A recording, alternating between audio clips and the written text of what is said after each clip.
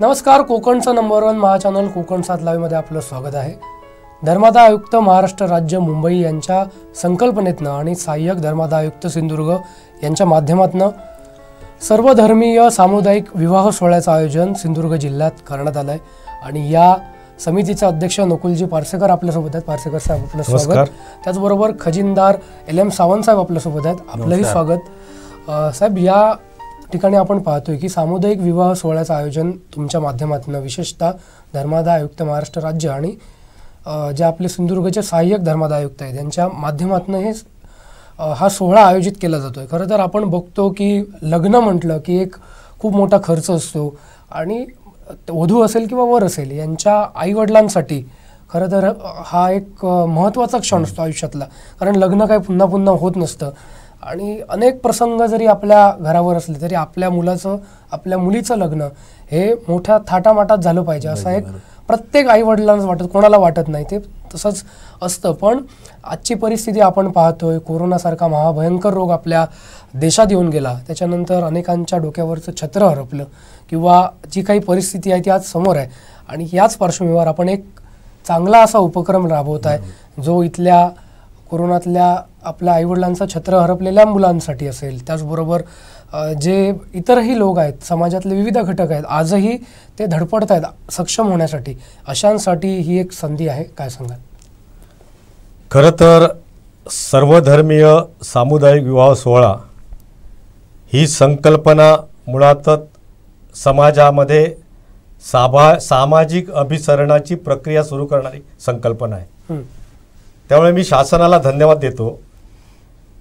शासनाला फक्त दोष देऊन उपयोग नाही. शासनाचे काही उपक्रम हे समाजाभिमुख असतात आणि अशा समाजाभिमुख उपक्रमाचं समाजातील सामाजिक कार्यकर्ते असतील, सामाजिक संस्था असतील किंवा दानशूर व्यक्ती असतील तर त्यांनी स्वागतच केलं पाहिजे. या देशामध्ये आर्थिक विषमता आहे, सामाजिक विषमता आहे आणि आर्थिक विषमतेमुळे अनेक समस्या निर्माण होतात. सर्वधर्मीय सामुदायिक विवाह सोहळा ही संकल्पना प्रभावीपणे शासनाने राबवावी असा जो विचार पुढे आला, त्याचं महत्त्वाचं कारण असं आहे की आपल्या कोकणामध्ये या विषयाचं गांभीर्य किंवा दाहकता तेवढी नाही आहे. बरोबर. जी दाहकता आपल्याला मराठवाड्यासारख्या भागामध्ये मिळायला मिळते.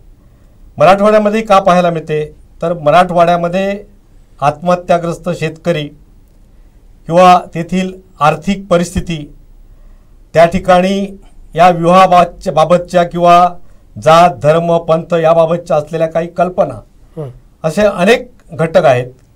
त्यामुळे आपली मुलगी वयात आली किंवा मुलगा वयात आला तर त्याचं लग्न करायला पाहिजे आणि ते लग्न करायचं तर दुसऱ्या बाजूला फार मोठ्या खर्चाची तजवीज करावी लागते.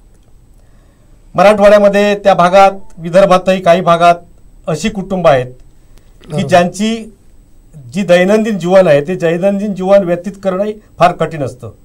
रोजची चूल पेटणं मुश्किल असतं. मग अशा वेळी लाखो रुपये मुलांच्या लग्नासाठी खर्च कुठून आणायचा असा जेव्हा विचार पुढे आला त्यावेळी शासनाने याच्यावर गांभीर्याने विचार केला आणि सार्वजनिक विश्वस्त संस्था अधिनियम 1950 नुसार धर्मादाय आयुक्ताची जेवढी कार्यालय ज्या जिल्ह्यामध्ये आहेत, सगळ्याच जिल्ह्यामध्ये आहेत. बरोबर. तर महाराष्ट्र शासनाने जे धर्मादाय आयुक्ताचं महाराष्ट्र शासनाचं मुंबईचं कार्यालय आहे, त्यांनी काही वर्षापूर्वी अशा प्रकारचा निर्णय घेतला की समाजातील ज्या समाजाभिमुख रचनात्मक काम करणाऱ्या सामाजिक संस्था आहेत, ज्या दानशूर व्यक्ती आहेत, अशा लोकांच्या आर्थिक सहकार्यातून, दात्यांच्या सहकार्यातून ही संकल्पना राबवायची आणि गेली काही वर्षे अतिशय प्रभावीपणे ही संकल्पना राबवली जाते.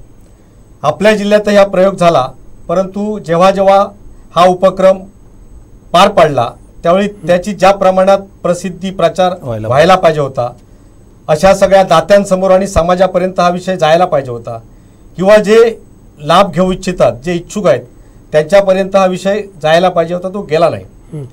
आणि त्यामुळे आता सोशल मीडिया आहे, त्यानंतर इतर प्रिंट मीडिया आहे, इतर समाज माध्यम आहेत, त्या माध्यमातून या सार्वजनिक विवाह सोहळ्याचा एक समितीचा अध्यक्ष म्हणून आवाहन करावं आणि त्या माध्यमातून आज या ठिकाणी या आपल्या स्टुडिओमध्ये मी आलेलो आहे. नक्कीच पार्सेकर साहेब, तुम्ही संकल्पना नेमकी सांगितली, पण लग्न करायचं म्हटलं की एक आपल्याकडे भांडवल असावं लागतं. म्हणजे मगाशी सुरुवातीलाच जसा मी उल्लेख केला की लग्न म्हटलं की सगळ्यात मोठं टेन्शन असतं ते त्यांच्या आई वडिलांना असतं. मुलांना असतंच, पण काही मुलं सक्षम होत असतात किंवा कुठेतरी नुकता व्यवसायाला किंवा नोकरीला सुरुवात केलेली असते, पण अशा वेळी सगळ्यात मोठं टेन्शन असतं ते घरच्यांचं, कुटुंबियांचं.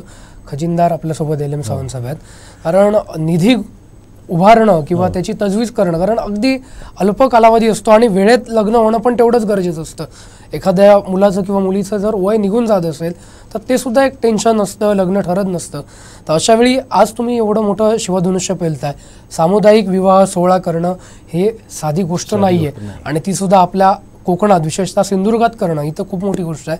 तर एक खजिनदार म्हणून कसं तुम्ही याच्याकडे पाहताय, आणि उद्या होणाऱ्या म्हणजे 7 मेला हा खरं तर शरद कृषी भवनला सामुदायिक विवाह सोहळा होतोय, तारीख निश्चित झालेली आहे, सगळं काही झालेलं आहे. तर हा निधी संकलनाचा जो विषय आहे किंवा एवढा मोठ्या प्रमाणात जर विवाह होत असतील तर त्याला येणारा खर्च असेल, तर ही सगळं जे शिवधनुष्य मी जे म्हटलं ते तुम्ही कसं पेलणार आहात? आता सांगायचं म्हणजे शासनाकडून समिती स्थापन करून आम्हाला हा उपक्रम राबवण्यासाठी त्यांनी प्रोत्साहन दिलं, चांगल्या प्रकारे दिलं, आणि आम्ही ते पेलण्याचा प्रयत्न करत आहोत. आता किती टक्के होईल, जास्तीत जास्त आम्ही 100% प्रयत्न पूर्ण करणार. कारण हा विवाह सोहळा करताना, सर्वधर्मीय विवाह सोहळा पार पाडताना नवरा नवरीकडची माणसं येणार. सविस्तर मी सांगतो जरा थोडक्यात. तर त्या ठिकाणी असं आहे, एखादं समजा दोडामार्गला लग्न मुलगी असेल, बांद्यातला मुलगा असेल वगैरे, तर दोडामार्गच्या मुलीसह 20 माणसांचा खर्च गाडीचा सगळा आम्ही केला पाहिजे समितीने.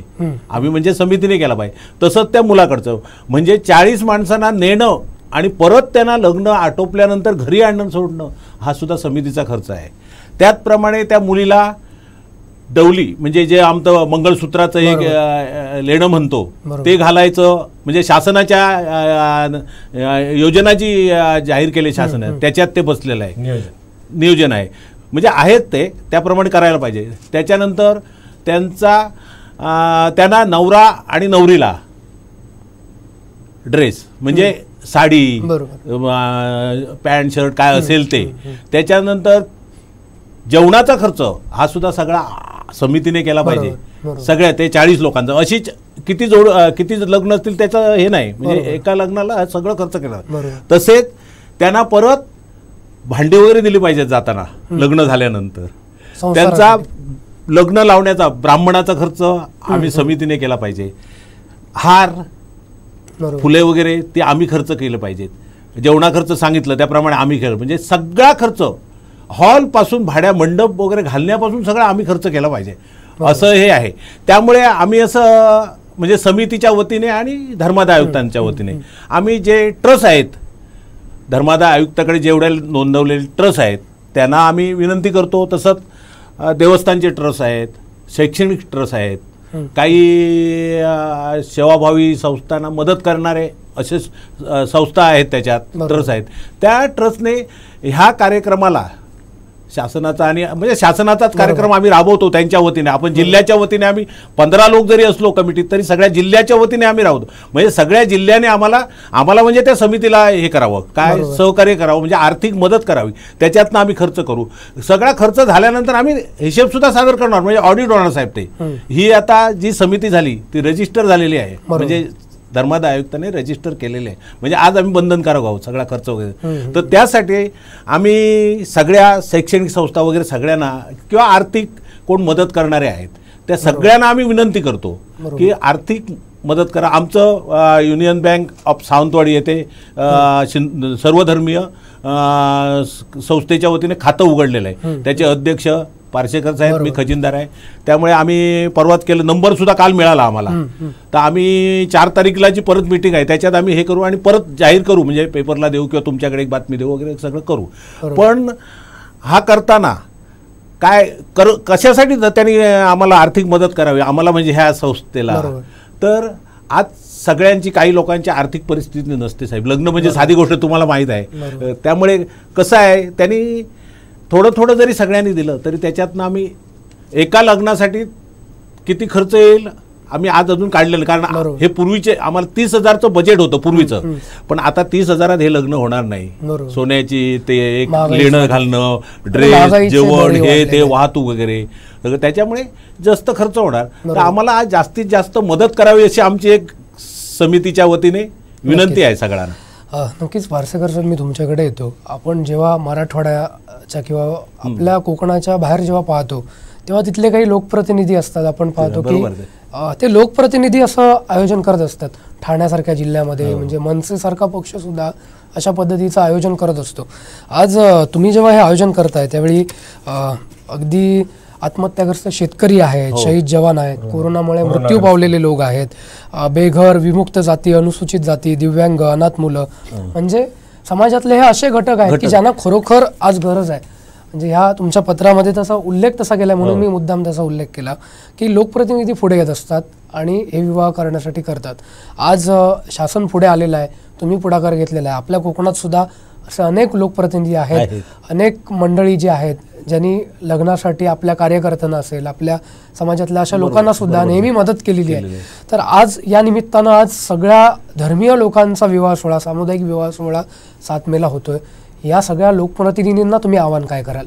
महत्त्वाची गोष्ट अशी आहे की एक 15 दिवसापूर्वी नागपूरमध्ये हा सर्वधर्म सामुदायिक विवाह सोहळ्याचा कार्यक्रम संपन्न झाला आणि मला या ठिकाणी या गोष्ट मेन्शन करायला आवडेल किंवा आनंद वाटेल की देशाचे केंद्रीय मंत्री माननीय नितीनजी गडकरी यांच्या धर्मपत्नी कांचनजी गडकरी या त्या सोहळ्याला होत्या. बरोबर.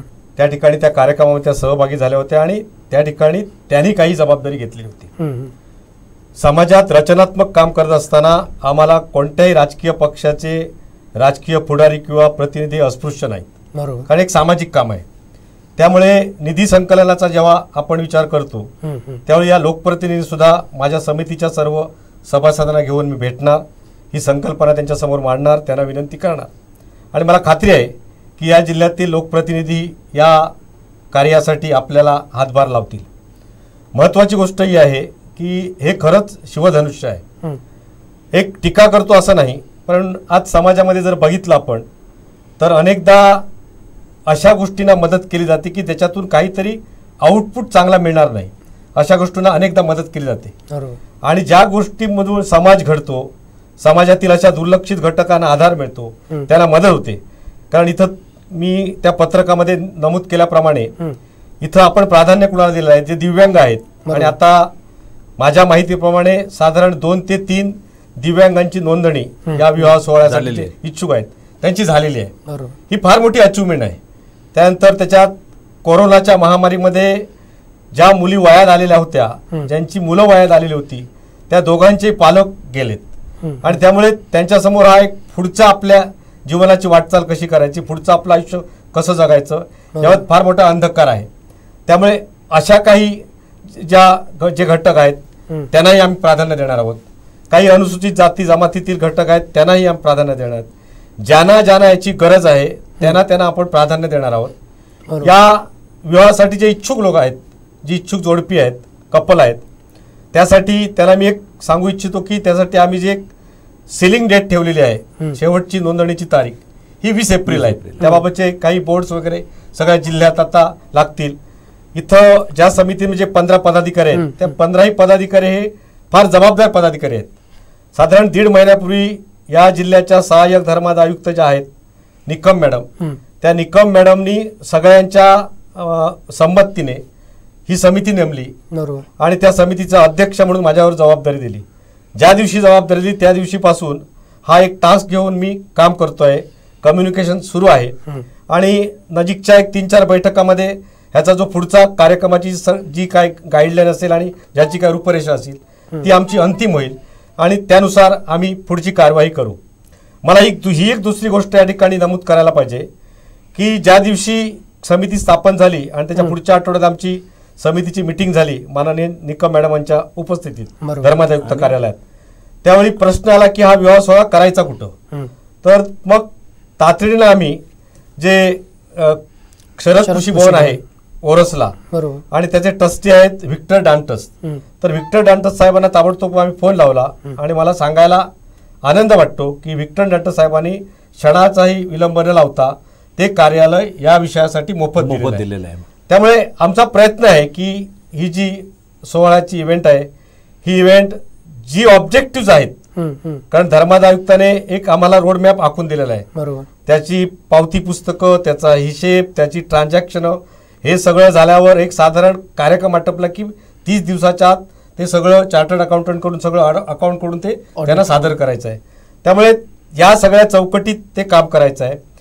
काही जे दाते आहेत त्या दात्यांनाही आपल्या माध्यमातून मी नम्र विनंती करतो की आर्थिक मदत तर हवीच आहेत, पण वस्तुरूपात समजा जर कुणी मदत केली, समजा एक 4 जोडप्यांना लागणारे जे काही गृहोपयोगी वस्तू असतील, भांडी वगैरेचे जे काही सेट असतील, ते जर काही एखाद्या भांड्याच्या एखाद्या व्यापाऱ्याने वगैरे दिले तर त्याचंही आम्ही स्वागत करू. तर या पद्धतीनं हे तुम्ही म्हणता तसं शिवधनुष्य आहे आणि हे शिवधनुष्य या जिल्ह्यातील ज्या सामाजिक संस्था आहे, विशेषतः मला यांच्याकडून जास्त अपेक्षा आहे ज्या देवस्थान समित्या आहेत. उदाहरणार्थ आमच्या समितीमध्ये कुणकेश्वर सारख्या मोठ्या देवस्थानाचे जे ट्रस्टी आहेत माननीय श्री लब्धे, ते लब्धे सर पण आहेत.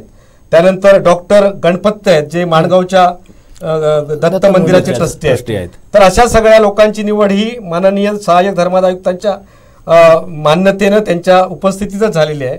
आणि मग त्यावेळी सर्वांनी ठरलं की बाबा त्याचं अध्यक्षस्थान हे पारसेकरांनी स्वीकारावं. एक कार्यकर्ता म्हणून मी ते स्वीकारलंय. मला माहित आहे की स्वतःच्या एक आपलं जर स्वतःचं लग्न असतं त्यावेळी आपली किती धांदल आणि किती प्रश्न निर्माण होत असतात. त्यामुळे अशी जर काही मोठ्या प्रमाणात कपल आली. आणि दुसरा एक विषय त्याच्यामध्ये असा आहे की ज्या ज्या धर्माचा हे सामुदायिक विवाह सोहळा होणार, म्हणजे कॅथॉलिक धर्माचं, ख्रिश्चन धर्माचं असेल तर त्यांच्या धर्मगुरूच्या त्या पद्धतीनं त्या रूढी परंपरानुसार होणार. आमच्या मुस्लिम बांधवांचा जर असेल, मुस्लिम भगिनींचा असेल तर त्यांच्या पद्धतीनं होणार. आणि म्हणून हे कुठंतरी एक चांगलं कोऑर्डिनेशन साधावं म्हणून जी समिती केली, त्या समितीमध्ये सुद्धा एक वेगळा सुसंवाद राहावा, एक चांगली विचारांची देवाणघेवाण व्हावी आणि कार्यक्रम चांगल्या पद्धतीनं संपन्न व्हावा. म्हणून जे फादर डिसिल्वा आहेत जे कणकवलीला राहतात तेही या समितीमध्ये आहेत. त्यामुळे त्या समितीचं एक जे स्ट्रक्चर असतं त्या स्ट्रक्चरमध्ये काही त्यांच्या अटी असतात. त्याच्यामध्ये 2-3 कंपल्सरी वकील असले पाहिजेत. तर ती पूर्वा ठाकूर म्हणून एक वकील भगिनी आमची त्या समितीमध्ये आहेत. तर असं सगळ्यांच्या सहकार्याने. आणि मला दुसराही गोष्ट या ठिकाणी मेन्शन केली पाहिजे की आमचे लमसावंत आहेत, खजिंदर आहेत आणि गेले कित्येक वर्ष ते आपल्या संस्थांच्या राजवाड्यामध्ये असल्यामुळे आणि उत्साहाने ते काम करतायत. त्यामुळे अशा सगळ्या लोकांना बरोबर घेऊन हा जो सोहळा आहे हा सोहळा निश्चितपणे चांगल्या पद्धतीने आम्ही पाडू हाचा मला विश्वास आहे. आणि सगळ्यात महत्त्वाची गोष्ट आहे की मी सगळ्या दात्यांना, समाजामध्ये जे जे दाते आहेत, जे दानशूर व्यक्ती आहेत, सामाजिक संस्था आहेत, देवस्थान समिती आहेत, त्यांना हात जोडून नम्र विनंती करतो की समाजातील या अतिशय रचनात्मक उपक्रमाला आपण आपापल्या पाऱ्याने जेवढी जमेल तेवढी मदत करावी ही विनंती. नक्कीच. आता लग्न म्हटलं की फक्त खर्च असेल किंवा पैसा असेल याच्यापुरती सीमित नसतं, अनेक गोष्टी पण त्याच्या मागे असतात. आता तुम्ही जसा उल्लेख केला, ख्रिस्ती धर्म असेल, मुस्लिम धर्म असेल आणि आपला हिंदू धर्म असेल, तीनही धर्मामध्ये म्हणजे आपण हिंदू धर्माचा मी उल्लेख करतो की पुण्यवचन असतं, कन्यादान असतात, असे विविध आपल्या रूढी परंपरानुसार जे चालत आलेल्या रीती आहेत त्या होत असतात. आणि या तुमच्या सामुदायिक विवाह सोहळ्यामध्ये जसा उल्लेख आहे की ज्यांचे पालक नाही आहेत किंवा आपण म्हणतो ना एक आई वडील हे आपल्यासाठी सगळे असतात, पण ते जेव्हा छत्र हरपतं तेव्हा भरून न येणारी पोकळी आपल्या मागे असते आणि ही पोकळी भरून काढण्याचं जो काम करतो तो पुण्याचं काम करतो असं मला वाटतं. हे पुण्याचं काम करण्यासाठी अनेक लोक आपल्या समाजात आहेत, त्यांना काय आव्हान करा? अतिशय महत्वाची गोष्ट आपण सांगितली. पण एक गोष्ट माझ्याकडून राहून जाईल म्हणून क्लिअर करतो की जी इच्छुक जोडपी आहेत जी आम्हाला संपर्कात येतील तर त्याच्यासाठी काही कायदेशीर बाजू आहेत. बरोबर. मुलीचं आणि मुलाचं जी वयामर्यादा आहे 18 आणि 21 त्यामध्ये त्या बसतात की नाही त्याचं व्हेरिफिकेशन करणं महत्वाचं आहे. मग ते व्हेरिफिकेशनसाठी 2 जे डॉक्युमेंट्स आहेत ते व्हॅलिड आहेत, स्कूल लिव्हिंग सर्टिफिकेट किंवा जन्माचा दाखला. बरोबर. ती जे आपले समितीतले लोक असतील त्या समितीतील लोकांकडे ज्यांच्याकडे ही विचारणा होईल त्यांनी ती जबाबदारी घेऊन ते व्हेरीफाय करायचं आहे. एक विषय. नंबर 2, ज्यांचे पालक हयात आहेत हं. आणि जे इच्छुक आहेत, तर त्या पालकांचं संमतीपत्र, पालक हयात नसतील पण त्यांचं पालन पोषण करणारा, तुम्ही ज्या पद्धतीने विचार कोणीतरी असतो बरोबर. त्यांची देखभाल करणारा, त्यांना आधार देणारा, आश्रय देणारा, तर त्यांचं संमतीपत्रक हे डॉक्युमेंट महत्वाचे आहेत. तुम्ही सांगितलं तो पुण्यवचनाचा विषय, अशी काही जर जोडपी आमच्याकडे आलीत आणि त्यांचं पुण्यवचन करण्याचं पुण्याचं काम जर समाजातल्या काही व्यक्तींनी स्वीकारलं बरोबर. तर त्याला आम्ही आनंदाने मान्यता देऊ आणि आम्ही त्यांचं स्वागत करू. आणि कोणी समजा नाही झाला तर मग आपल्या समितीपैकी कोणीतरी आम्ही स्वीकारणार, त्यांना तसं हा. उघड्यावर सोडणार नाही. बरोबर. म्हणजे आम्ही स्वीकारून ते पूर्ण आम्ही पालन मदत करणार. करून करणार आहोत. म्हणजे एवढी आम्ही जबाबदारी आता समितीच्या नक्कीच. वतीने घेतो आणि सगळ्यांच्या वतीने. तुमची समिती जे काम करते तेच खरोखर पुण्याचं काम आहे असं म्हणायला हरकत नाही. जाता जाता एकच या निमित्ताने तुम्हाला शेवटचा प्रश्न विचारतोय की आता तुम्ही मगाशी जसा उल्लेख केला की अशी अनेक जी जोडपी असतील किंवा अनेक इच्छुक जे वरवधू असतील की ज्यांना या सामुदायिक विवाह सोहळ्यामध्ये सहभागी व्हायचं असेल, तर त्यांनी जिल्ह्याभरातनं हा होतोय म्हणून नेमका कोणाशी संपर्क साधायचा आहे आणि त्यांना काय आवाहन कराल आमच्या माध्यमातून? या ठिकाणी आपण दिले ना. समितीच्या वतीने आम्ही एक आव्हानपत्र जाहीर केलेलं आहे हं. आणि त्या आव्हानपत्रामध्ये जे समितीचे खजिनदार आहेत, समितीच्या सहकार्यवाह आहेत, पूर्वा ठाकूर आहेत ज्या ओरसला राहतात, ज्या ॲडव्होकेट आहेत, दुसरे आमचे कुणकेश्वर न्यासाचे माननीय लब्धे साहेब आहेत जे तिथले ट्रस्टी आहेत, आपले खजिनदार लमसावन आहेत, त्यांना राजवाड्यात संपर्क करता येईल. बरोबर. त्यानंतर एक पाडवे म्हणून आमचे सेक्रेटरी आहेत, बरोबर. ते मालवणला राहतात, देवगडचे काही कार्यकर्ते आहेत, अशी 15 जणांची समिती आहे. या 15 जणांच्या समितीची ज्या मोबाईल नंबर आणि या संदर्भातले काही फ्लेक्स आपण तालुका लेवलवर 1-2-3 दिवसात लावणार आहोत आणि नजीकच्या काळामध्ये आपल्या माध्यमातून प्रिंट मीडियातूनही कुणाशी संपर्क करावा, ज्यांना काही आणखी काही विषय त्या संबंधित क्लिअर करायचे असेल तर त्या मंडळीने माझ्याशी संपर्क साधला तरी हरकत नसावी. नक्कीच एक पुण्याचं काम तुम्ही सगळी मंडळी आणि शासनाच्या माध्यमातून करताय हे विशेष आहे. नक्कीच येत्या 7 मेला तुम्ही या अनुषंगाने फक्त एक विषय राहिला तोही मी क्लिअर करतो. या संदर्भात समितीच्या माणसांकडे संपर्क साधावा, पण जिल्ह्यामध्ये जे सहाय्यक धर्मादायुक्त कार्यालय आहेत त्या ठिकाणी अतिशय उत्कृष्ट चांगलं काम करणारे त्या धर्मादायुक्त कार्यालयामध्ये कार्यरत असलेले निरीक्षक जे अधीक्षक आहेत त्या कार्यालयाचे अधीक्षक जे भुईंबर साहेब, त्या भुईंबर साहेबांनाही जर संपर्क केला तर त्याही संदर्भात वेळात वेळ काढून आपल्याला मार्गदर्शन करू शकतात आणि ते केव्हाही करू शकतात. नक्कीच. म्हणजे मी जसं म्हटलं की हे खरोखर शिवधनुष्य आहे आणि ते तुम्ही पेलण्यासाठी सज्ज झालेला आहात. या निमित्ताने मी एवढंच ईश्वराकडे प्रार्थना करेन की ते शिवधनुष्य तुम्ही पेलावं आणि ज्या ज्या समाजातल्या घटक आहेत त्यांची जी मुलं आहेत त्यांच्यासाठी एक खरोखर स्तुत्य असा उपक्रम तुम्ही राबवता. कारण आज लग्न म्हटलं की महत्त्वाचा विषय खर्चावर येऊन अडतं किंवा अनेक काही गोष्टी असतात. या सगळ्यांनाच न्याय देण्यासाठी तुम्ही जो पुढाकार घेतलेला आहे खरोखर स्तुत्य असा उपक्रम शासनाच्या आणि आपल्या माध्यमातून होतोय. आपल्या या वाटचालीसाठी आणि या सामुदायिक विवाह सोहळ्याच्या म्हणजे 7 मेला जो शाही सोहळा तिथे होतोय आणि ज्याचं आयोजन करण्यासाठी तुम्ही सगळेजण सज्ज झालेला आहात. आपल्याला सर्वांना याच्यासाठी आमच्या टीम कोकण 7 लाईव्हच्या माध्यमातून खूप खूप शुभेच्छा. आपलेही धन्यवाद. आपण कोकण 7 लाईव्ह परिवाराने आमच्या या समाजाभंग उपक्रमासाठी प्रसिद्धी दिलीत आणि आपण आमच्यामध्ये आम्हाला सहकार्य केलं याबद्दल या समितीचा अध्यक्ष म्हणून समितीच्या वतीने आपलेही मी मनपूर्वक आभार मानतो. आणि तसंच तुम्ही ह्या पुढे प्रसिद्धी द्यावी आणि ह्या कार्यक्रमासाठी आवर्जून कोकण लाईव्हचा परिवार उपस्थित राहिला पाहिजे अशी आमच्या समितीच्या वतीने नक्कीच. धन्यवाद.